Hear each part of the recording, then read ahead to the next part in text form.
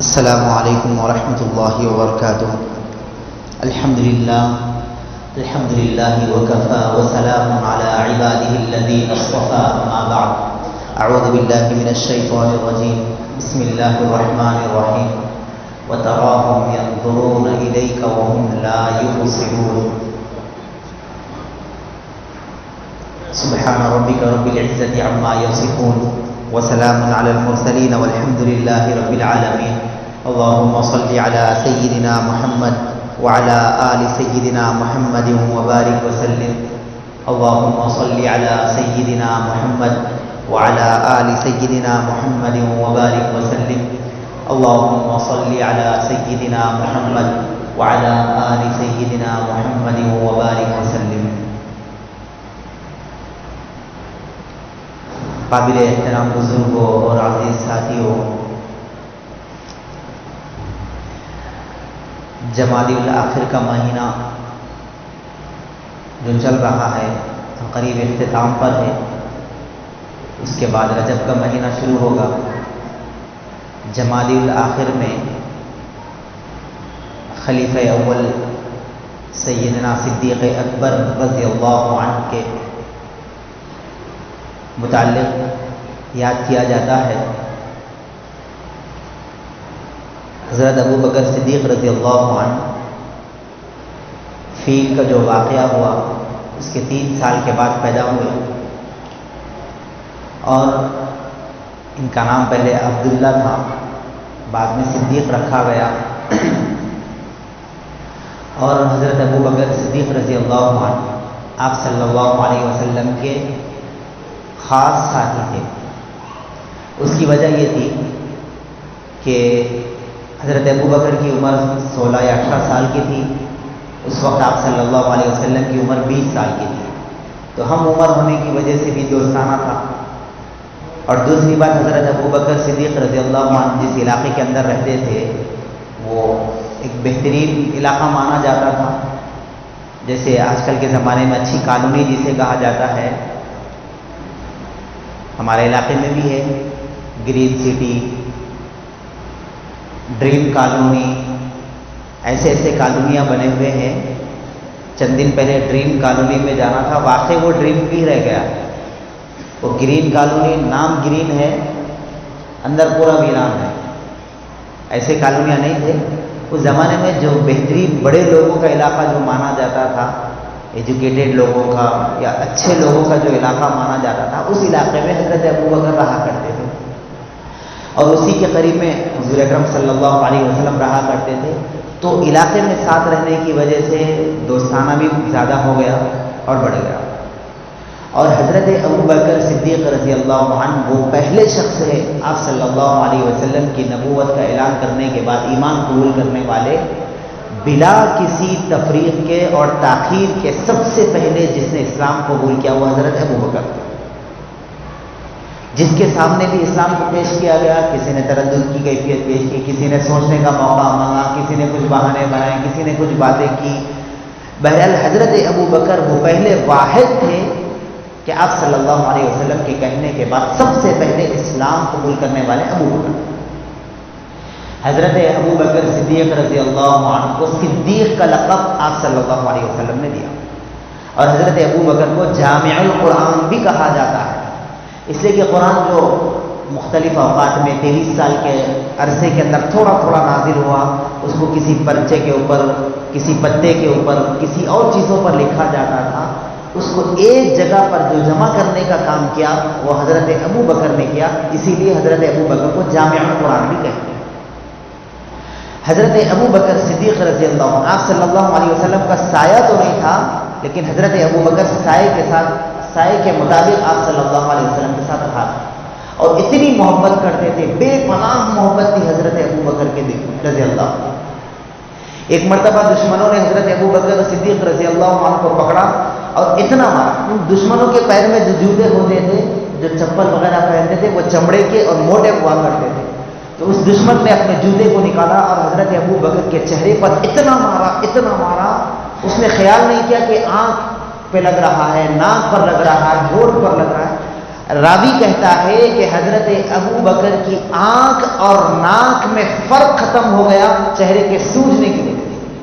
چہرہ اتنا سوج گیا، اتنا پھول گیا، معلوم ہی نہیں ہو رہا تھا کہ آنکھ کہاں ہے اور ناک کہاں ہے. اتنا اس نے مارا. اتنا مارنے کے بعد حضرت ابو بکر جب نیچے گر گئے، انہوں نے سمجھا کہ یہ مر گئے، چھوڑ کر چلے گئے. صحابی آئے اور حضرت ابو بکر کو اپنے گھر پر لے کر گئے اور یہ کہا کہ اگر حضرت ابو بکر کو کچھ ہوتا تو ہم دشمن سے اس کا انتقام ضرور لیں گے.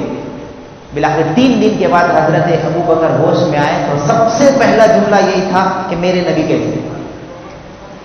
یہ نہیں پوچھا کہ مجھے اتنا مارا ان لوگوں نے، میرے ساتھ کیا ہوا تھا، یہ نہیں پوچھا، بلکہ سب سے پہلا جملہ یہ تھا کہ میرے نبی کیسے.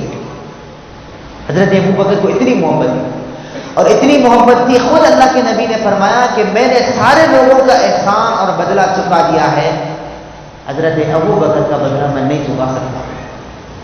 خود نبی نے فرمایا. اور نبی سے اتنی محبت کرتے تھے.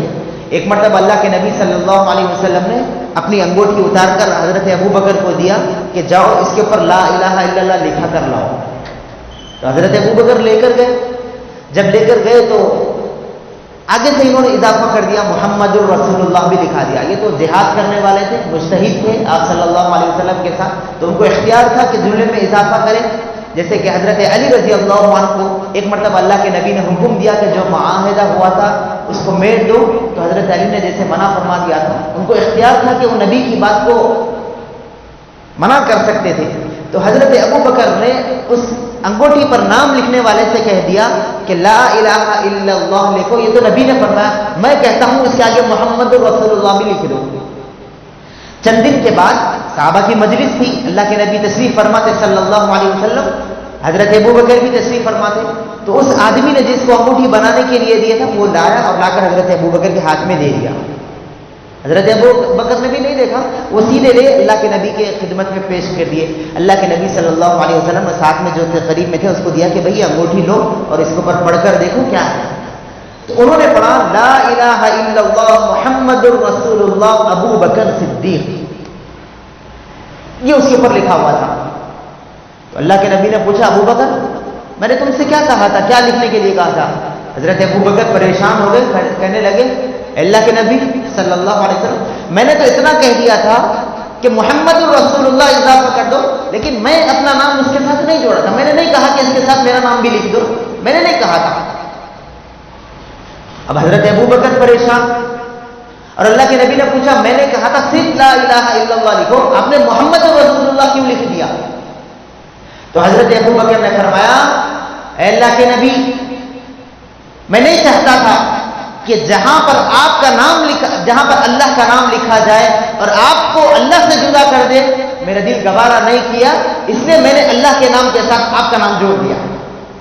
تو حضرت جبرائیل علیہ السلام تشریف لائے اللہ کے نبی کے پاس اور آ کر کہنے لگے اے اللہ کے نبی حضرت ابو بکر کا دل گوارا نہیں کیا کہ وہ میرے نام سے تمہارے نام کو جدا کر دو، ہماری رحمت بھی گوارا نہیں کی کہ محمد رسول اللہ کے نام کے ساتھ ابو بکر کو جدا کر دو، اس لیے ہم نے خود حکم دیا تھا کہ محمد رسول اللہ کے ساتھ ابو بکر کا نام بھی لکھ دو.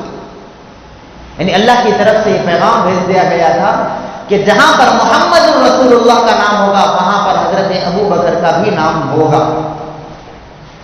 اور حضرت ابو بکر نے کتنی قربانیاں دی، جسم پر جو لباس تھا کاٹ کا لباس تھا.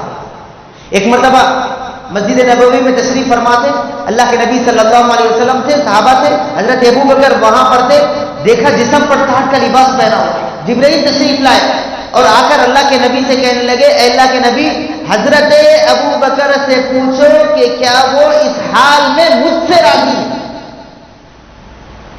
اللہ پوچھ رہے ہیں کہ ابو بکر اللہ سے راضی ہے.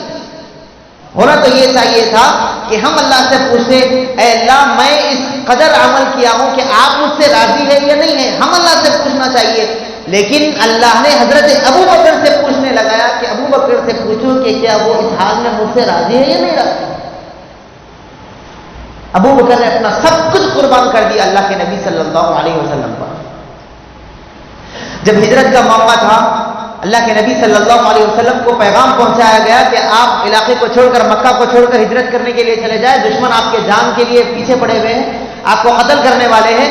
تو حضرت ابو بکر کے گھر پر جب اللہ کے نبی پہنچے صلی اللہ علیہ وسلم، دستک دینے سے پہلے ہی حضرت ابو بکر نے دروازہ کھول دیا.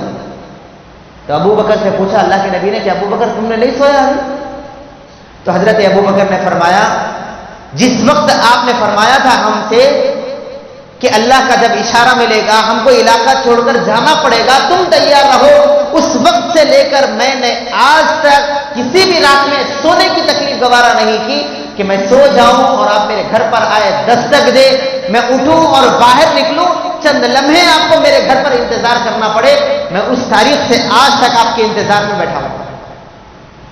کسی نے پوچھا کہ آپ کے گھر پر جب اللہ کے نبی آ جاتے آپ نے دروازہ کھول دیا، کوئی دشمن بھی آ جاتا، کوئی آپ کے جان کو، کیونکہ آپ کو معلوم تھا کہ آپ کے جان کے دشمن لوگ بنے ہوئے ہیں، آپ کو قتل کر دیتے، آپ نے بغیر پوچھے دروازہ کھول دیا. حضرت ابو بکر نے کہا وہ ابو بکر ہی کیا ہے جو نبی کی آہٹ کو نہ پہچانتا؟ وہ ابو بکر ہی کیا ہے جو نبی کی آہٹ کو اور آنے کو نہ پہچان سکے؟ پھر اس کو صدیق کہاں کہا جائے گا؟ حضرت ابو بکر صدیق رضی اللہ عنہ آپ صلی اللہ علیہ وسلم دونوں مل کر اپنے گھر سے نکلے. اور جو لوگ مکہ مدینے کا سفر کر کے آئے ہیں، اللہ ہم کو بار بار توفیق دے، جو سفر کر کے آئے ہیں وہ جانتے ہیں کہ مدینہ شمال کی جانب ہے اور غار ثور جنوب کی طرف. آپ صلی اللہ علیہ وسلم مدینے کی طرف جانے کا ارادہ کر سکتے تھے، لیکن مصلحتاً اللہ کے نبی نے دوسری طرف کا ارادہ کیا کہ چلو ہم ادھر جائیں تاکہ ادھر دشمن نہ آئے. اور جنہوں نے غار ثور کو دیکھا ہے، جنہوں نے اپنی ان آنکھوں سے دیکھا ہے اور جنہوں نے تصویروں میں دیکھا ہے، وہ جانتے ہیں کہ غار ثور کی جو بلندی ہے کتنی بلندی ہے. ایک وقت کوئی شخص اوپر تک نہیں پہنچ سکتا، وہ درمیان میں رکتا ہے، پانی پیتا ہے، تھوڑا سا وقفہ رکتا ہے، پھر اس کے بعد اوپر اور آگے جاتا ہے. تین وقفے کے بعد وہ شخص اوپر پہنچتا ہے. کوئی اگر گئے جا کر دیکھا ہوگا، وہ جانتے ہیں. میں صرف یاد دلا رہا ہوں، اگر کوئی نہیں جا سکا تھوڑی دور جا کر واپس آ جاتا ہے کہ بھائی میرے پنڈلیوں میں درد ہو گیا ہے. اور کوئی پہنچ بھی جائے تین وقفے کے بعد پانی کا سہارا، کھانے کا سہارا لیتے ہوئے وہ اوپر تک پہنچتا ہے. جب واپس آتا ہے تو اپنے اندر اتنی تھکان محسوس کرتا ہے، اپنے پنڈلیوں کی مالش کرواتا ہے اور لوگوں سے کہتا ہے کہ میں اتنی اوپر تک چڑھ کر غار ثور دیکھ کر آیا ہوں. قربان جائیں حضرت ابو بکر پر جنہوں نے اپنے نبی کو اپنے کندھوں پر اٹھا کر پورے غار ثور کا سفر کیا. نیچے سے بلندی تک غار ثور تک اوپر تک لے گا اپنے کندھوں پر حضرت ابو بکر. اور جب وہاں پر پہنچے اللہ کے نبی سے فرمایا کہ آپ تھوڑی دیر رک جائیں، میں اندر دیکھ کر آؤں کہ اندر صاف ہے یا نہیں، میں کچھ تھوڑی سی جگہ پر صاف کر کے آؤں. حضرت ابو بکر اندر گئے اور دیکھا، ساری جگہ کو صاف کیا. جنہوں نے غار ثور کو دیکھا ہے وہ جانتے ہیں کہ غار ثور اوپر سے اندر کی جانب نیچے کی طرف ہے، جیسے ہم ڈھلان کہتے ہیں نیچے کی طرف کہتے ہیں، نیچے کی طرف ہے. حضرت ابو بکر اندر گئے اور اندر جا کر اس کی صفائی کی، جتنے سوراخ وغیرہ تھے سارے سوراخوں کو بند کر دیا، اپنے لباس کو پھاڑ کر، اپنی چادر کو پھاڑ کر چھوٹے چھوٹے کپڑوں کے ٹکڑے ان سوراخوں میں رکھ کر بند کر دیے تاکہ کوئی کیڑے یا پھر کوئی زہریلی چیزیں اندر سے باہر نکل کر نہ آئے. دیکھا کہ 1-2 سوراخ اور بچ گئے ہیں، لیکن کوئی کپڑا حضرت ابو بکر کے پاس موجود نہیں تھا رضی اللہ عنہ. وہ ایسے ہی ان سوراخوں پر اپنے ایڑی کو لگا کر رکھا اور پھر کہا جان عالم اندر تشریف لائیے. جان عالم، جہان عالم، میرے ماں باپ آپ پر قربان، آپ اندر تشریف لائے. آپ صلی اللہ علیہ وسلم اندر تشریف لے گئے. حضرت ابو بکر بیٹھے اور اپنی ران مبارک پر آپ صلی اللہ علیہ وسلم کے چہرے انور کو رکھا. حضرت ابو بکر وہ یوں سمجھی کہ ایک رحال رکھا ہوا ہے جس پر قرآن کو رکھا گیا. حضرت ابو بکر کبھی واللیل جیسی زلفوں کو دیکھتے، والشمس جیسے چہرے کو دیکھتے، خوبصورت چاند جیسے چمکنے والے چہرے کو دیکھتے، آپ کے دانت مبارک کو دیکھتے، آپ کی آنکھوں کو دیکھتے. حضرت ابو بکر بیٹھے ہوئے اپنے ران پر اللہ کے نبی کے سر کو رکھا. اللہ کے نبی سے کہا کہ آپ آرام کر لیجیے. اور شوق یہ کہتا ہے کہ اس وقت میں جی بھر کر ان آنکھوں کو دیکھ لوں، ان چہرے کو دیکھ لوں، لیکن ادب کا تقاضا یہ ہے کہ جب بڑے ہمارے سامنے موجود ہو تو نگاہ سے نگاہ ملا کر نہ دیکھیں. ایک ادب کہتا ہے کہ نگاہ نیچی رکھو، شوق کہتا ہے کہ جی بھر کر دیکھ لو. حضرت ابو بکر صدیق رضی اللہ عنہ نے اپنی آنکھوں کو آدھے بند کر دیا تاکہ ادب بھی برقرار رہے اور شوق بھی پورا رہے. آدھے آنکھوں کو بند کر دیا اور آدھے آنکھوں کو کھلا رکھ کر چہرے کو دیکھ رہے ہیں. اب سوال یہ ہے 3 دن تک وہ اس غار میں موجود تھے تو کیا صرف اللہ کے نبی ہی سوئے ہوئے تھے؟ حضرت ابو بکر نے نہیں سویا؟ کتابوں میں لکھا ہوا ہے کہ جس وقت اللہ کے نبی سوئے ہوئے تھے صلی اللہ علیہ وسلم حضرت ابو بکر پہرا دے رہے تھے اور جب حضرت ابو بکر سوئے اللہ کے نبی پہرا دینے لگے. اور اللہ کے نبی حضرت ابو بکر کی گود میں تھے. ابو بکر اللہ کے نبی کی گود میں بھی ویسے ہی آرام کرتا. جب سو گئے تھے اللہ کے نبی صلی اللہ علیہ وسلم حضرت ابو بکر تو اس سوراخ پر ایڑی لگا کر بیٹھے ہوئے تھے. اندر سے کوئی زہریلی چیز آئی اور ہر سوراخ سے نکلنے کی اس نے کوشش کی لیکن کہیں اس کو نکلنے کا راستہ نہیں نظر آیا. 1-2 سوراخ ایسے تھے جہاں پر آدمی کے جسم کی خوشبو اس کو محسوس ہونے لگی. وہ سانپ یا زہریلی چیز جو بھی تھی، کتابوں میں تو سانپ کا نام ذکر ہے، وہ سانپ ڈنک مارنے لگا تاکہ یہ چیز ہٹ جائے اور میں باہر نکلوں. لیکن حضرت ابو بکر نے پوری طاقت کے ساتھ اس سوراخ کو روکے ہوئے تھے. اس نے پیچھے ہٹا، پھر ڈنک مارا، اس کے زہر کو اس کے جسم حضرت ابو بکر کے جسم کے اندر چھوڑ دیا.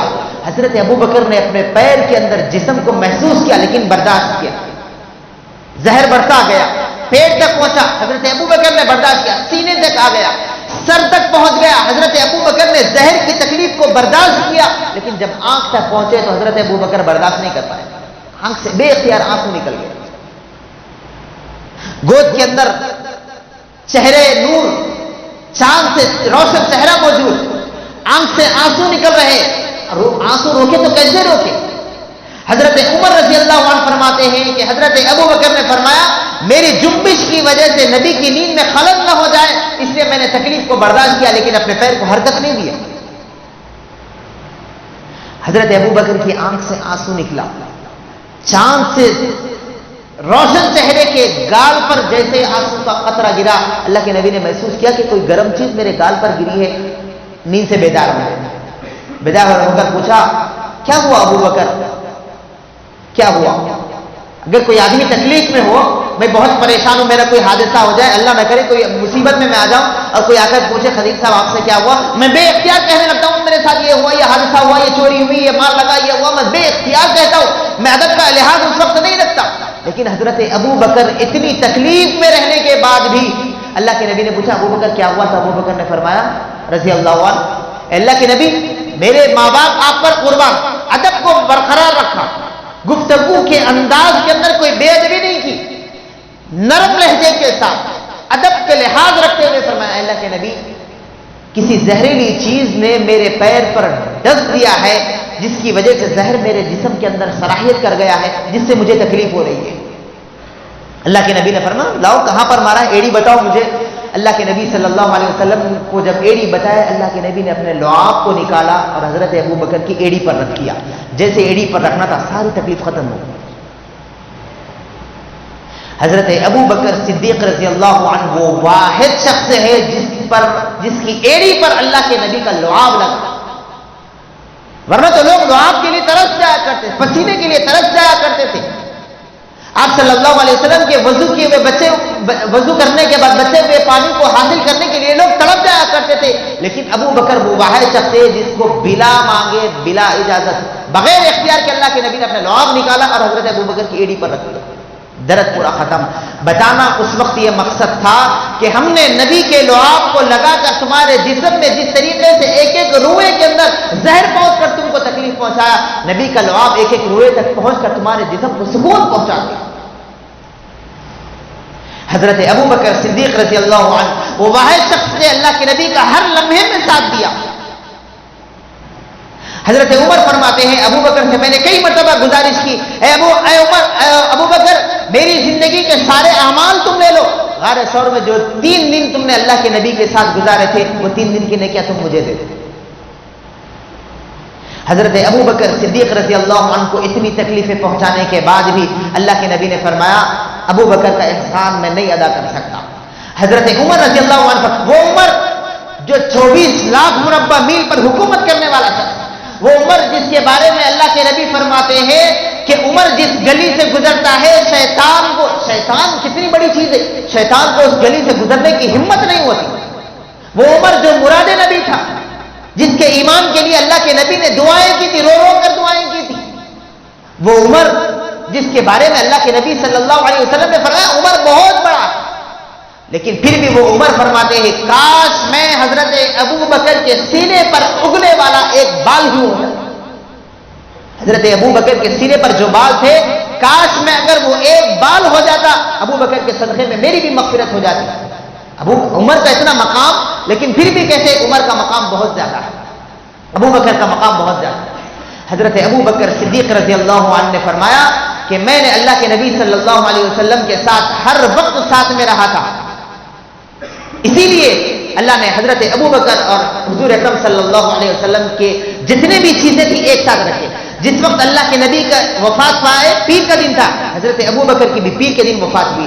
اللہ کے نبی صلی اللہ علیہ وسلم کی جو وفات ہوئی، جس وقت حضرت عائشہ رضی اللہ عنہ سرانے بیٹھی ہوئی تھی، حضرت ابو بکر کے انتقال کے بعد بھی حضرت عائشہ رضی اللہ عنہ سرانے پر بیٹھی ہوئی. جس جگہ پر اللہ کے نبی صلی اللہ علیہ وسلم کی روزے اثر ہے، اسی میں حضرت ابو بکر کی روزے اثر کو بنائی گئی.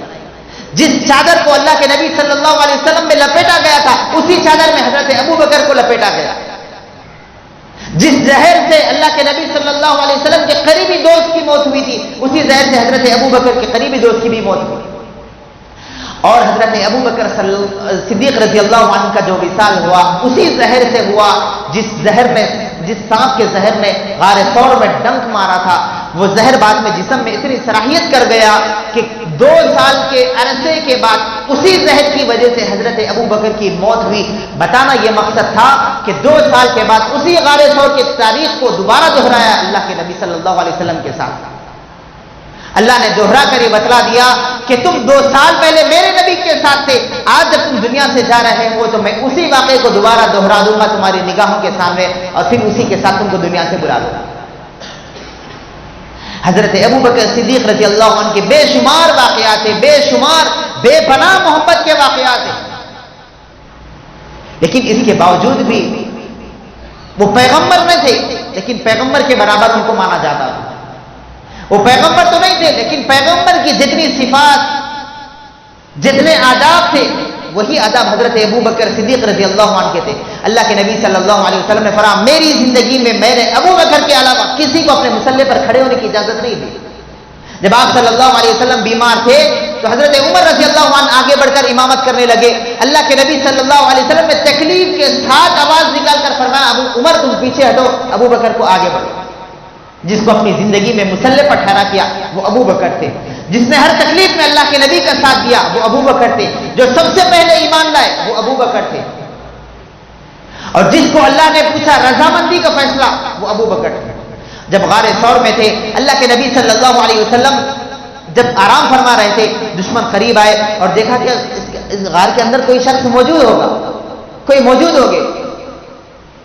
اللہ کے نبی صلی اللہ علیہ وسلم نے حضرت ابو بکر کو دیکھا، ابو بکر نے اللہ کے نبی کو دیکھا، فرمایا لا تحزن ان اللہ معنا. اے ابو بکر کیا تم ڈر رہے ہو؟ ڈر رہے ہو دوسرے کو پوچھنے کو کہتے، اگر میں ڈر میں ہوں تو مجھے خوف کہتے ہیں، میں اگر کسی دوسرے کے ڈرنے کی فکر کر رہا ہوں تو اس کو حزن کہتے ہیں. تو اللہ کے نبی نے فرمایا ابو بکر کیا تم ڈر رہے ہو کہ کوئی دشمن ہمارے اوپر قبضہ کرے گا، ہمیں جان سے نقصان پہنچائے گا؟ لا تحزن ان اللہ معنا، ڈرنے کی ضرورت نہیں، ہمارے ساتھ اللہ ہے، اللہ مدد کرنے والا ہے. اور کیا تمہارا یہ ایمان نہیں ہے جہاں پر 2 ہوتے ہیں وہاں پر تیسرا اللہ ہوتا ہے؟ حضرت ابو بکر نے اطمینان سے فرمایا کہ ہاں مجھے اب کوئی فکر کی ضرورت نہیں، بس میں آپ کے ساتھ. 3 دن وہاں سے تھے، پھر وہاں سے نکلے. تاریخ میں بہت سارا واقعات ہے، بہت ساری تفصیل ہے. میں مختصر یہاں پر عرض کر کے اپنی بات کو ختم کر دوں، کیونکہ اگلے جمعہ میں کوئی اور موضوع بیان کرنا ہے رجب کے تعلق سے. تو یہاں پر اس بات کو ختم کرتے ہوئے عرض کر دوں کہ اللہ کے نبی صلی اللہ علیہ وسلم سے حضرت ابو بکر نے بے پناہ محبت کی تھی. اسی محبت کے واسطے سے ہم بھی اللہ کے نبی سے محبت کریں. محبت کے واقعات تو ہم سنتے ہیں، لیکن محبت کسے کہتے ہیں؟ محبت کا اصل حق کیا ہے؟ ہم کو چاہیے کہ ہم اللہ کے نبی سے محبت کو اپنے دل میں پیدا کریں. ان واقعات کو پڑھیں جنہوں نے اپنے جسم پر سانپ کے زہر کو برداشت کیا لیکن اللہ کے نبی کو تکلیف میں دیکھنا برداشت نہیں کیا. ہم تو جان بوجھ کر، ہمارے اوپر تو کوئی ایسی آفتیں نہیں آئی، کوئی تکلیف نہیں آئی، لیکن پھر بھی ہم جان بوجھ کر اللہ کے نبی کو تکلیف پہنچا رہے ہیں، ایک ایک سنت کو چھوڑ کر اللہ کے نبی کو تکلیف پہنچا رہے ہیں۔ حضرت ابو بکر نے ایک ایک سنت کو زندہ کرنے کی کوشش کی تھی، ہم اسی سنتوں کو چھوڑ رہے ہیں۔ تو ہم کو چاہیے کہ ہم اللہ کے نبی سے محبت کا تقاضا یہی ہے کہ ان خلفائے راشدین کے واقعات کو پڑھے، جس طریقے سے حضرت ابو بکر تھے، حضرت عمر بھی تھے، حضرت عمر کے بھی بہت سارے واقعات ہیں، میں انشاءاللہ کسی اور موقع پر عرض کر دوں، حضرت عثمان ہے، حضرت علی ہے، ان چاروں کا جو اللہ نے انتخاب فرمایا، دو باپ کی حیثیت رکھتے ہیں، دو داماد کی حیثیت رکھتے ہیں۔ باپ کا مقام بھی رشتے میں بہت بڑا ہوتا ہے اور داماد کا مقام بھی بیٹے کی حیثیت کیا ہوتا ہے۔ حضرت ابو بکر اور حضرت عمر کو باپ کی حیثیت ملی ہے اور حضرت عثمان حضرت علی کو داماد کی حیثیت ملی ہے۔ اللہ کے نبی صلی اللہ علیہ وسلم کے ساتھیوں کا جو انتخاب کیا اللہ نے، بہترین انتخاب کیا خلفائے راشدین کے ساتھ۔ تو ان خلفائے راشدین کے واقعات کو پڑھے، گھر میں بچوں کو پڑھائے خلفائے راشدین کے واقعات، اس کے بعد صحابہ کے واقعات، تابعین کے واقعات، تبع تابعین کے واقعات، انہوں نے کتنی محبت کی تھی اللہ کے نبی صلی اللہ علیہ وسلم سے۔ ہم کو بھی چاہیے کہ ہم اللہ کے نبی کی محبت کو اسی طریقے سے اپنے دل میں خوب پیدا کریں۔ معاشرے کے اندر، حالات کے اندر جتنے بھی اونچ نیچ آ رہے ہیں، جتنے بھی حالات بڑھ رہے ہیں، کم ہو رہے ہیں، ہم کو ان حالات سے ڈرنے کی اور گھبرانے کی ضرورت نہیں، ہم کو سنت کا پیمانہ مضبوطی سے جم کر پکڑنا چاہیے اور اللہ کے نبی کو محبت کو اپنے دل میں رکھنا چاہیے۔ اور جس نے نبی کی محبت کو اپنے دل میں رکھا، کبھی اس کو کسی وجہ سے تکلیف نہیں پہنچائی جا سکتی ہے۔ ہم نے نبی کی سنتوں کو چھوڑ دیا، شریعت کو چھوڑ دیا، شریعت کے احکامات کو چھوڑ دیا، ہم نے دین کو ہی چھوڑ دیا، دشمن ہم پر غالب ہو گئے۔ پچھلے زمانے میں سنتوں پر عمل کرتے ہوئے تخت و تاج کے مالک بن جایا کرتے تھے، آج ہمارے پاس بھی وہی سنتیں ہیں، لیکن ہم غلام بن رہے ہیں، ہم غلام بن رہے ہیں۔ موجودہ زمانے کے اندر ہم کو اپنے گھر سے نکلنے کے اختیارات ختم ہو گئے ہیں، گویا ہم ظاہری طور پر غلام بن گئے، ہم اپنے اختیار سے کوئی کام نہیں کر سکتے، ہم ان کے غلام بن گئے ہیں۔ خرید و فروخت کرو، کاروبار کرو، ہم ان کے غلام بن گئے ہیں۔ وہ جس وقت چاہے، جب چاہے، جو کاروبار چاہے، جتنے پیسوں پر چاہے، ہم کو وہی کرنا پڑے گا۔ ہم کب تک غلامی کی زندگی گزاریں گے؟ ہم اپنے آپ کے اندر، اپنے اندر عزائم کو بلند کریں۔ میں موضوع کو یہاں سے تبدیل کر دے کے 2 منٹ میں اپنی بات کو ختم کر دوں کہ ہم اپنے عزائم کو بلند، سیکریفائز کریں ہر چیز کے اندر۔ ہماری خواہشات کہتی ہے کہ ہم اچھا عالیشان کھائے پیے، شریعت نے اس کو منع نہیں کیا، لیکن وہ جائز خواہشات کو پوری کرنے کے ساتھ ساتھ فضول خرچی میں اپنے خواہشات کو ضائع نہ کریں۔ آج ہمارے پاس جو سب سے زیادہ سیکریفائز اگر کرنا ہے، سپریم سیکریفائز اگر کرنا ہے، جیت سیکریفائز، زبان کی سیکریفائز۔ نہ کھانے میں زبان قابو ہے، نہ بولنے میں زبان قابو ہے۔ سب سے پہلی چیز زبان۔ ابھی جو چند مہینے پہلے ایک ایکٹر کی شادی ہوئی تھی، فلم ایکٹر تھی، تعجب ہوتا ہے جس کے ویڈیو کو دیکھنے کے، ویڈیو شوٹ کرنے کے لیے 80 کروڑ روپے جنہوں نے لیے ہیں شادی کے اندر۔ اتنی مہا کلاکار ایکٹر ہے، نام نہیں لینا چاہتا ہوں، نام مجھے معلوم ہے، آپ سب جانتے ہیں، اتنی مہا کلاکار ایکٹر ہے۔ میں دعوے کے ساتھ کہہ سکتا ہوں، میں نے تو ملاقات نہیں کی، میں دعوے کے ساتھ کہتا ہوں، اگر آپ اس سے کہہ دیں کہ 4 رسگلے وہ کھا کر بتا دے، جو شخص بھی کھلا دے گا میں اس کی غلامی لکھ کر دیتا ہوں، میں ساری زندگی اس کا غلام بن جاؤں گا، لیکن وہ نہیں کھائے گی۔ اس لیے نہیں کھائے گی کہ اس کو معلوم ہے کہ یہ میرے لیے سیکریفائز کرنا اس لیے ضروری ہے، اگر میں یہ کھا لوں گی تو میرے جسم، میرا فگر بدل جائے گا، لوگ مجھے پسند نہیں کریں گے، اس کو معلوم ہے۔ چھوڑ دو، کرکٹ کے شوقین یہاں پر بہت ہیں۔ ایک کرکٹ جو ہندوستان کا کیپٹن تھا، جس کے باپ کا انتقال ہوا، 2 دن کے بعد وہ میدان کے اندر اترتا ہے اور تقریباً 180 رن بناتا ہے۔ وہ جانتا ہے کہ میرا فیوچر یہ ہے، مجھے وہ کام نہیں کرنی ہے جو میرے لیے ضروری نہیں ہے۔ 1964 کے اندر جو سب سے پہلے تیز دوڑنے والا شخص جو آگے بڑھا ہے، جس کا نام آپ سب جانتے ہیں، میں نام نہیں لے رہا ہوں، میں صرف وضاحت کر دے رہا ہوں۔ 1964 کے اندر سب سے پہلے ہندوستان کے اندر تیز رفتار 4 منٹ کے اندر 1 میل کا سفر کرنے والا جو شخص تھا، وہ 1964 کے اندر سب سے پہلے تھا۔ لیکن آج اگر کوئی چھوٹا سا بچہ بھی کہہ دے، وہ بھی تیز بڑھ کر آگے بڑھے گا۔ کیوں؟ اس لیے کہ اس کو معلوم تھا کہ آج تک کوئی آگے نہیں بڑھے، میں بھی آگے نہیں بڑھ سکتا۔ آج ہر بچے کو معلوم ہے کہ جب وہ 1964 میں آگے بڑھ سکتا ہے، 2022 میں بھی آگے بڑھ سکتا ہوں، تو یہ بھی آگے بڑھے گا۔ اس کے اندر ہمت، تو اپنے اندر یہ چیز پیدا کرے کہ کون سی چیز میرے لیے ضروری ہے۔ ہر چیز کھا رہے، ہر چیز، کوئی چیز کا پرہیز نہیں ہے۔ शुगर है भैया आपको मीठा ना खाओ। अरे नहीं मौलाना, शुगर बीमारी आ गई, जाती तो नहीं, भूखे प्यासे गई को मारो, खाते पीते मरो। ये हमारा नजरिया बन गया। जबान का सैक्रिफाइस बहुत जरूरी है। बोलने में सोच कर बोले, बोलने में किसी को तकलीफ पहुंचाए, फिर बाद में सोचे कि अरे मैं ये तकलीफ पहुंचा। सबसे बड़ा जानवर, सबसे मजबूत जानवर हाथी है, सबसे ऊंचा जानवर जिराफ है, सबसे तेज जानवर लोमड़ी।